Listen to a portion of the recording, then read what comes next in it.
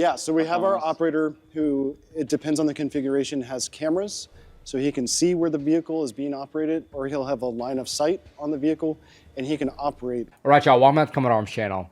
Okay, so today we're checking out a video from the Mighty Finland YouTube channel. You guys already know, big fan of Mighty Finland. I went over to Finland, did the podcast with them. That was a really, really fun time. The thing with the Finnish Defense Forces, though, is y'all don't really need to have recruitment adverts. So I think it's I think it's kind of cool to have that video to at least hype the people up. Spending some time with them over in Helsinki. But in this video, they went over to Estonia and they talked to the folk over at Milrem about their unmanned ground vehicles, or their UGVs. Now, as we already know with Mighty Finland, they do a lot of really interesting military content, and they've interviewed a lot of people over the years. So they definitely know what kind of questions to ask, and they're definitely up to date on what the future of warfare is sort of shaping to be like and what it's kind of turning into, especially with what we're seeing now just over in Ukraine. So this is about a 16-minute video, and from what I've seen, kind of just clicking through it, it looks really awesome.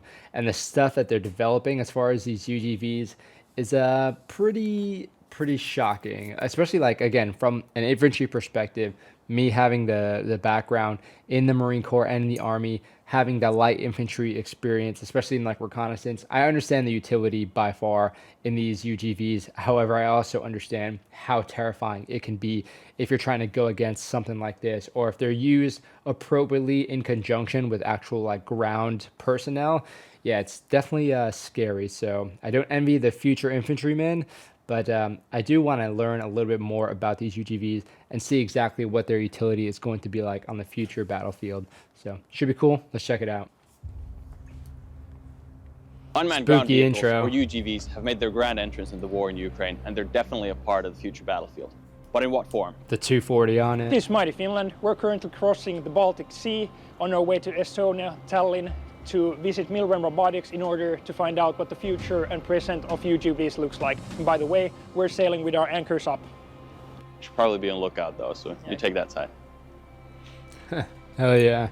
Dude, I'm hyped. Oh, they got the merch? Is that what they had on? Nice. Let me see if I can cop some. All right, Patrick, what are UGVs? So, dude, those look so clean. Vehicles are operating without human element inside of it. So the reason these were developed is that the human life is so critical in a war. So if we have a vehicle... Oh, no, dude, this is so cool. Like, to get this old, like, footage from, like, Afghanistan, like, the actual, like, use. Damn, so these things really have been around. I haven't heard of Milrem too much, but I didn't know they were around for this long. And just looking at the vehicles already, they look really, really clean. Critical in a war. That's so if we have a vehicle, say a 4x4 with 5 guys in it, each of those guys has a value, and that value is far beyond the value of the actual hardware that they're in. So we can perform dangerous, hostile actions where we don't have the risk of losing human life. Dude, looks high So it's a completely unmanned vehicle, meaning there's no one in the vehicle itself. Of course, there's a man in the operator station, but it's at 1 or more kilometers away. So remote control. Yeah, taking more humans so we out have of the our fight operator who, is huge. It depends on the configuration, has cameras, so he can see where the vehicle is being operated, or he'll have a line of sight on the vehicle, and he can operate. And what we're finding in Ukraine, and what I think everyone knows, is the Russian electronic warfare systems are insanely good. They're the best in the world. And so the thing that we can do that no one else that we've seen can do is we can operate tele-operated, which means are about 1.5 kilometers into the electronic warfare zone. So that is a critical piece of technology that we've... I mean, that's exactly what I was going to comment on. When you're talking about, like, you know, the jamming and the denied, degraded, and disrupted space operational environment, it's going to be huge to be able to have this equipment, but also have it be resilient to that jamming, to those, you know, electronic warfare systems. I mean, that's just like a no-brainer when it comes to peer-to-peer future modern warfare. But for them to say like they can still operate it, I mean, when you think, you know, a click and a half doesn't seem like much, but you're not really going to be pushing, like, especially like light infantry, you're not really going to be pushing and supporting them for much further. I know, like, for me in the Marine Corps, we did movements of contact that were significantly further. However, that wasn't past that sort of EW kind of barrier. That was kind of moving up to the forward edge of the battle area. So it wasn't necessarily something that we had to be concerned about. So if we had something like this, it would have been awesome. We could have had like some insane range with these things. And then once we move closer to the battlefield, then we can start focusing on the EW and what we can really expect out of these systems. But for something like this to actually, to see that and go against that and to be able to still operate effectively is awesome. With one of our suppliers we've developed and we've delivered and actually are using in Ukraine today.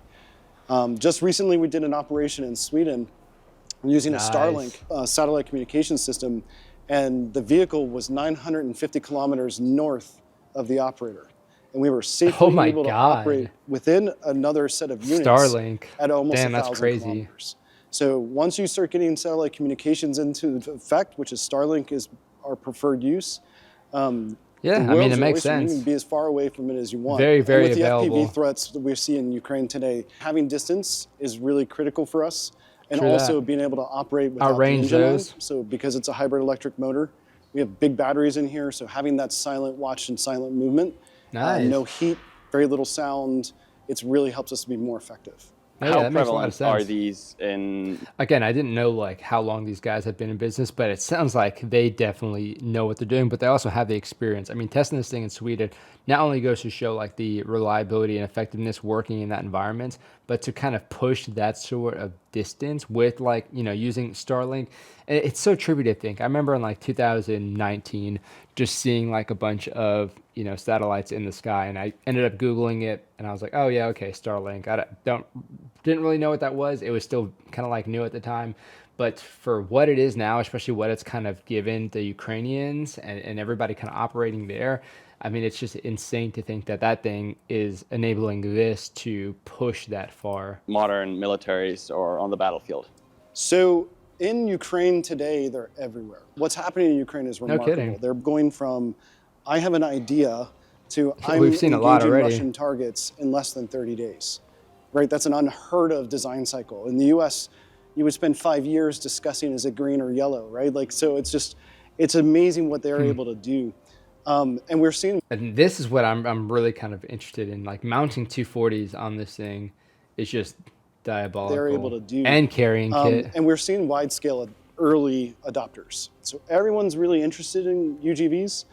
We're getting a lot of customers that are buying 3 to 10 systems, and then they're taking them and figuring out how does this work in my army?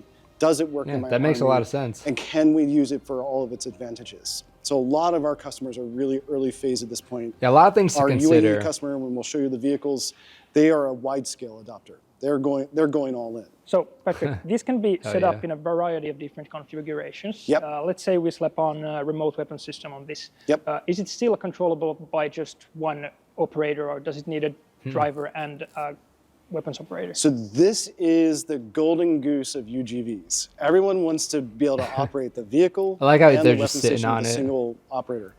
Frankly, the cognitive load on that person would be so very difficult to function. It's just not possible at this time to have a single operator doing 2 different mission sets. As the AI and machine learning and our autonomy kits begin to grow and become more of a driver's assist system, there's certainly going to be opportunities for us to do that. The other problem too is the weapon stations providers themselves are not comfortable doing FM, Wi-Fi, SATCOM control of the remote weapon stations. So they would like to have their own isolated system that's cyber resilient. And then until they get into where oh my God, just imagine that. Just some random ass hacker from some random country just, going into Starlink, going into these weapon systems and just start laying waste to whatever they want. Yeah, that opens up a whole realm of stuff that I didn't even consider. Maybe some of my infantry compadre who have been sort of more mechanized and more familiar with those sort of systems might have kind of a better understanding, or their mind might go to something like that. But for me, I mean, again, all the weapons that I used were controlled by the infantrymen. Wasn't necessarily something that we had to consider. That was mostly just a comms piece kind of by itself. But I mean, it's really interesting. I know I've seen a lot of sort of AI companies developing a lot of these systems to kind of be autonomous, to kind of scan the ground, to have a general route and understanding to be able to navigate by themselves. So there are systems like that being developed. From what I've seen, I think like Overland AI, if I remember that name correctly, they were making some pretty good progress, and I know they've had some testing. But yeah, I mean, just it's gonna be a long time before like AI can completely take over, because that's gonna also cause another host of issues. But having an operator to kind of control everything takes a lot of the worry out, because I mean, you have to think just logistically carrying and managing this system is going to be a lot, and to rely on AI doing its job effectively is not something that a lot of people, especially a lot of commanders, or they're not going to want to assume that risk just yet. I mean, I know like as an infantryman, whenever we would test out new equipment, even like a little flip down phone that could allow us to track all of our teams and squad leaders and whatnot, that was cool. But again, it kind of takes you out of the fight a little bit. So you have to think whenever you're testing a system, there need to be dedicated people to kind of, cover down on those, or else you're going to be taking kind of the focus out of some other people. So yeah, just things to consider. It is a whole beast, but AI is not necessarily there yet to just kind of, let them do it. Let AI, him, them, her. It can go into our controller. We're still just not there in the technology today. So the systems that we're going to show you for the UAE, each one of them will have an operator and a weapons systems UAE, operator. man. And then they will be inside of the command and control vehicle. They're testing everything in out. the rear of the contact movement.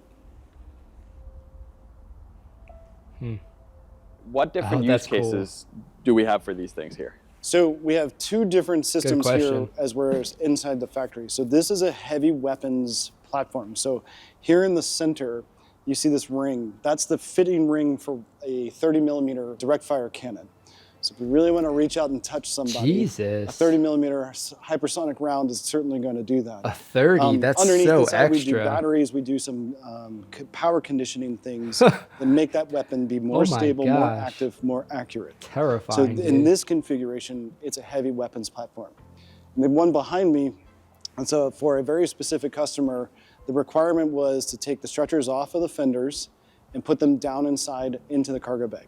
And they have their own specific reasons for it, but that's a new model that we've just recently, this will be the first customer we've actually delivered that to. Damn, seems pretty modular. And then behind you is a mock-up this is a bad boy. of our larger Type X vehicle, about nearly 20-ton vehicle. Oh my We have a gosh. fully operational version of this vehicle. Unfortunately, it's not here today.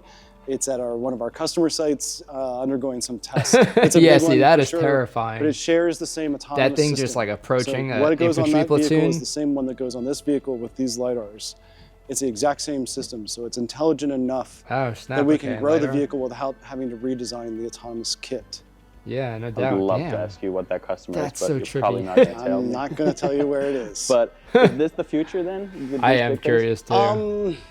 I think the big robots have a specific use case. I think when our 8x8 and our tracked RCV, which is a bigger version of this, there are customers that are definitely going to buy because they can carry really heavy weapons. Like you're talking 57 millimeter cannons and stuff. I mean, I thought that 30 was like overkill, but geez. I mean, now we're talking about like something that you can use autonomously to take out other vehicles, which, having something like this to target a platoon of infantry in the open, or hit like one of their kind of like not well defended or built up defenses or patrol bases, like that thing will do some very serious work and just kind of just screw everybody's OODA loop, if you guys are familiar with that phrase.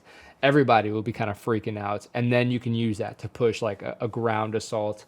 So there's definitely a lot of use cases I can think of, but when you're talking about just increasing the armament because you can support bigger weapons, yeah, now again we're talking about, I mean, we're going to start seeing like howitzers out that are just like unmanned at this point, and they can just like shoot and disperse, displace, and that's going to be a whole new thing. Which, I mean, I think like thinking about that makes a whole lot of sense to have like an artillery system, because I mean, it's generally speaking going to be back where it's kind of safe from all the EW stuff. But again, you don't need to necessarily worry about displacing an entire crew. You can just have somebody operating it, fire, displace it. There might be some people out there, of course, who will, especially people who work in arty, who can kind of think of the shadow side, the negatives of that. But I mean, like for me, that seems like a pretty effective use for it.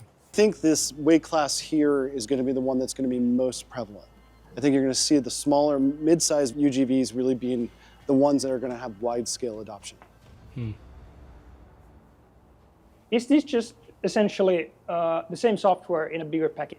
So for the autonomous kit, yes, this is the exact same software that we use for the little vehicles and for the big vehicles. Okay. So that makes it so that our customers can buy one autonomy kit for a fleet of vehicles. We can also integrate that autonomous kit on 4x4s, 6x6s. We did one on a Leopard tank.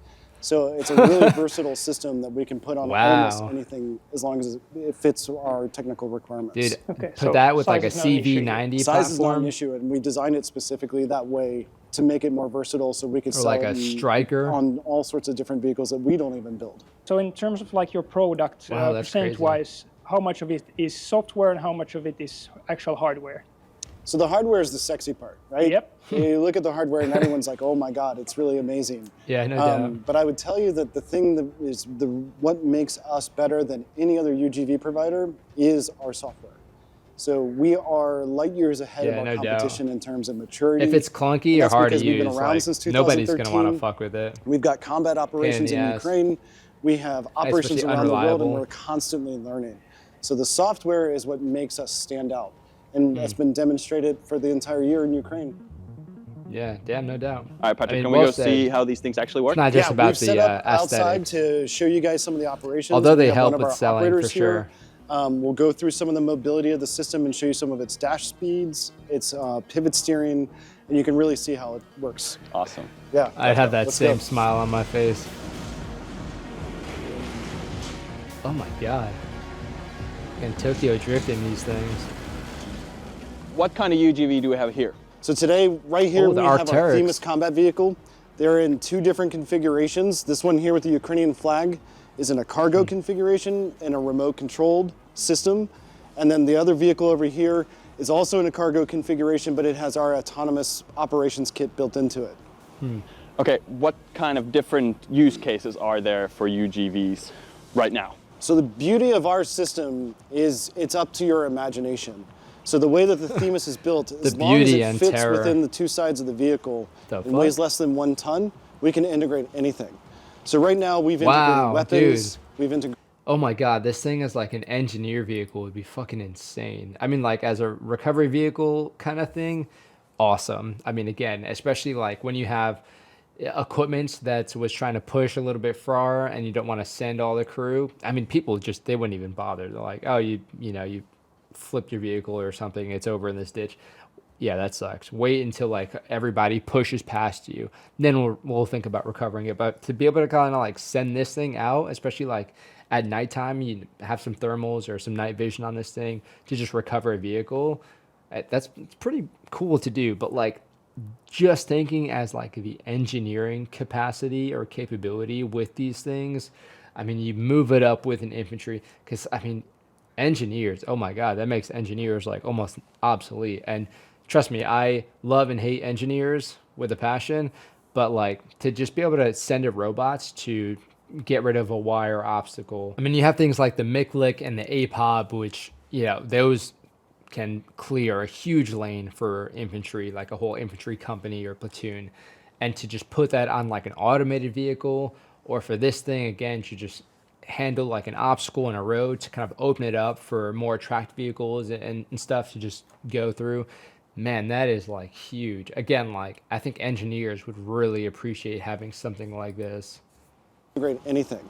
So right now we've integrated weapons, we've integrated medevac, we've integrated ISR assets with radars, with That cameras animation and all is sorts so of stuff. Communications relays. We've done indirect fire, UAV comms, integration, like so we a have a whole retrans, series of integrations that we can provide medical a capability evacuation, to our customer that no one else can. resupply. And one of the really great advantages to the Themis vehicle is the low center of gravity. If you take a high center of gravity wheeled vehicle and you put a ton on the roof, it's going to tip over. But because our center of gravity is below the roof line, we have a lot more advantage in mobility. Okay, so there's a whole world out there. There's a world's your oyster. Okay, but this thing is already in use and in Ukraine. Yes, so we deployed 15 systems to Ukraine Damn. over a year ago. We have I wanna see some probably footage 4,000 of to them. 5,000 hours of combat operations on those systems. And we are the largest deployment of non-Ukrainian sourced UGVs in Ukraine today. And our Nice, system is legendary for its operations and its ability to that. withstand the weather and the It's Russian nothing. electronic warfare systems. So that's Wow, a ready concept. that's so That's in use, cool. and that works. So this vehicle is deployed to 19 different countries, including the United States, Ukraine, Australia, Shit, where the they at? UK, Germany, Netherlands, France. And we have thousands and thousands of hours of operations that we take lessons learned and we roll that back into the design and continue to positively iterate what we're working on today. Nice, How hard is dude. it to actually drive these That's things? so exciting. So we take 2 days to train drivers, and that's only because we do a lot of safety driving, making sure they understand the safety parameters of the vehicle itself. But yeah, that generally, makes I could sense. put you on the Don't do operator this station, shit and within an hour to, like, you're strand the driving the vehicle. vehicle. Okay. And a part of it is Wow. when we show you the controller, we mimic PlayStation, Xbox controllers, because every soldier in the Army As and long in as the it's not a world Logitech. today has played Xbox or Bad PlayStation. juju. That's So great. it's a natural feel for the operators in their hands. Very user-friendly. It's extremely user-friendly and very easy to operate. Our Ukrainian operators today Now let's make it an are not the people N64 that we controller. trained. Fuck So they people got up. the people we trained have moved on and now doing other things. Wow, The Ukrainians dude. were given these vehicles and said, go figure it out. And now we've got 4,000 hours of combat operations with no instructions. So it's extremely simple to operate. That's impressive. Just Yeah. flanking Then people you with also this thing in mentioned a that 240 one of these vehicles or an behind M2. us is autonomous. Yes. Can you tell me a bit more about that? So the vehicle that's not moving right now because we don't have the kit on or active is an autonomous vehicle. So autonomous vehicles, people think it's like the movies. We're not quite there yet. It's not making, insanely hard decisions, but it Good. is Turn into a smart enough to Terminator. go down a road and say, oh, there's an obstacle. I can't get over it, but I can get around it. So it can make its own Nice, active okay. decisions to get from point A to point B. And in some of our EU Very projects, we've cool, actually dude. demonstrated its ability to navigate through complex obstacles in urban terrain. Okay, so no Skynet Dude. stuff yet. No, we're not exactly. quite a Terminator yet. Yeah, that's good to hear. It's people It are is. working on developing some of that technology. I think it's a few years away. But I think here in the EU, there are actual rules and regulations that we have to follow with autonomous You're wearing a certain systems, color tape. specifically Okay, I'm gonna destroy autonomous weaponized systems. At least to the untrained eye, this seems pretty cool. Yeah. Is it as cool as we think to It work with is. these kind of things? I say it, honestly, I tell you, I've worked airplanes, missiles, ground vehicles. He's I put biased, but I put believe a him. vehicle at the bottom of the ocean probably on cool as purpose. shit. Put one on the moon and Mars. Working in this first wave innovative Fucking technology. what? Really? And the way it's being rapidly adapted and used in Ukraine today, it just makes every single day That's got to be an such a insane milestone. Like, adventure. yeah, we got one on the moon. This morning We I was got on it the in phone with the space. Australians. Last night I was on the phone with the Americans. We managed, because of our customer base, I work from Japan all the way to the west coast of the United States. His the long English way is really around. good. He So sounds the only American. time zones that we don't really operate in are in the middle of the Pacific Ocean. So So I wonder it's a what great, it's the funnest job I've ever had. his position So I is love it. with the And a long company work and days. stuff. Yeah, well, when you're fighting a war and developing products at the same time, you're busy, but it's busy in a good way. We're a small company. We're not busy like big companies where you have to have all the nonsense involved in it. We're agile, and it's a lot of fun to work here. Can imagine. I mean, this is every kid's dream, right? No doubt. Especially being in you Talon. get to come and play with robots. That's like the most insanely cool thing ever. To think I was there and so close to this, I missed it. Oh my gosh. All right, that was Milrem. What are you thinking? Yeah, I'm very impressed. I mean, they're working in a very high-paced environment. First wave of UGV development. They're doing great things for Ukraine and community as a whole. Yeah, definitely. I also heard that the Russians put a bounty Yeah. on their system that if you manage to find something like that in Ukraine, you get a bounty, and that just tells how much of how much I'd they push print the it and envelope. frame All it right, in my how office. about next up, R&R in Old Town Tallinn? Sounds good.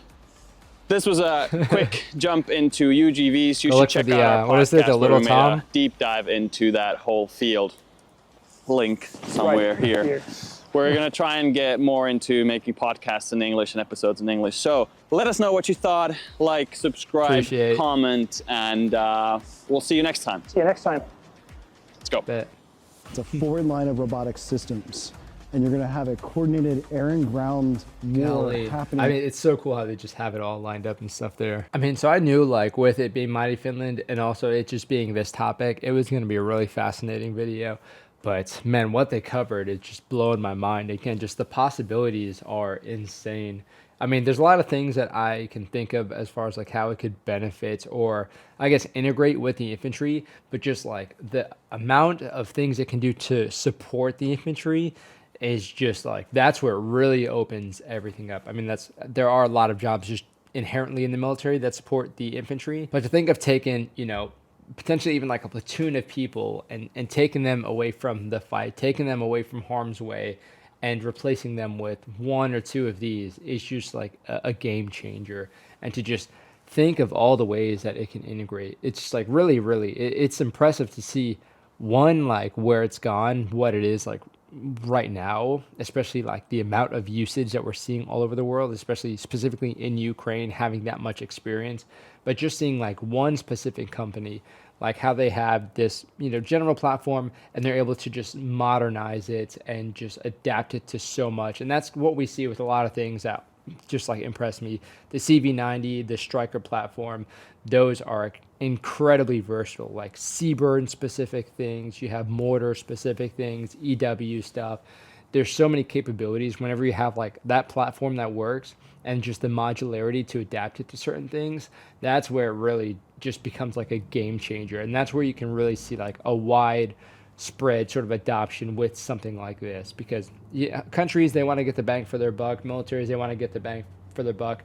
So to familiarize somebody or like a group of people with the platform and then just be able to kind of like test it, understand how the platform adapts and works in certain environments, then you know, like depending on the equipment, how heavy it is, the center of gravity, you can still push it to the limits that you've tested for the most part, or at least have like a good understanding. So yeah, really fascinating stuff. Very cool topic for sure. So I'll put the original video down in the description so you guys can go and check it out. But I definitely recommend it. Mighty Finland, you guys did a very cool video, and I definitely look forward to all the stuff that you're going to do in the future. But that is it for this video. I'll see you all in the next one.